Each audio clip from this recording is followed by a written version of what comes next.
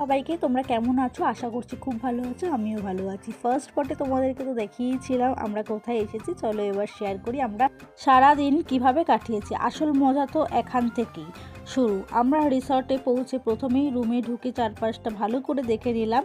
Room থেকে শুরু করে পুরো রিসর্টটাই একেবারে অসাধারণ। আর এটা হলো একদম সি বিচের সামনেই রিসর্টটা।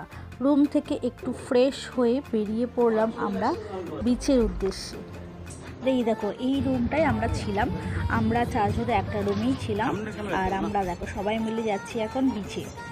ওই দিনকে একটু গরম পড়েছিল বটে, বাট এত সুন্দর হাওয়ার সাথে আর গরমটা তেমনভাবে আমরা মালুমই পাইনি। তো চারজনে আমরা পা ভিজিয়ে নিলাম, যেটা সব থেকে আকর্ষণীয় বিষয়। ঢেউয়ের শব্দ আর ঠান্ডা হাওয়ার ফিল নিতে নিতে আমরা সবাই কিছু খাবার দাবার খেয়েই চলে গেলাম হলো বিচে। বিচ থেকে একটুখানি ঘুরে ঠুরে আমরা পাটা ভিজিয়েই চলে আসলাম আমরা রিসর্টের ওয়াটার পার্কে।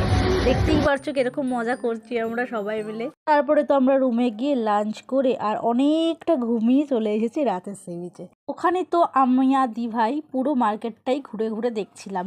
দেন পাড়ে বসে কাঁকড়া কষা, দাদা ভাইয়ের এনে দেওয়া কামরাঙা মাখা আর লোটে ফ্রাই খেয়ে পেট পুজো করে নিলাম। একটু রাত হতেই আমরা রিসর্টে গিয়ে ডিনার করে দেন আবার রিসর্টের সামনে যে গার্ডেনটা ছিল ওই গার্ডেনের মধ্যেই বসেছিলাম। পরে আর কি সমুদ্র সৈকতকে টাটা বাই বাই করে রুমে গিয়ে ডিনার কমপ্লিট করে দেন ঘুমিয়ে পড়েছিলাম। আবার সকালবেলা উঠে ব্রেকফাস্ট কমপ্লিট করে দেন বেরিয়ে পড়েছিলাম বাড়ির উদ্দেশ্যে। এভাবেই আমরা স্যারের মন্দারমণি ট্রিপটাকে খতম করলাম। তো সব মিলিয়ে তোমাদের কেমন লাগলো প্লিজ কমেন্টে জানিও। নেক্সট ভিডিও খুব তাড়াতাড়ি আসছে। বাই।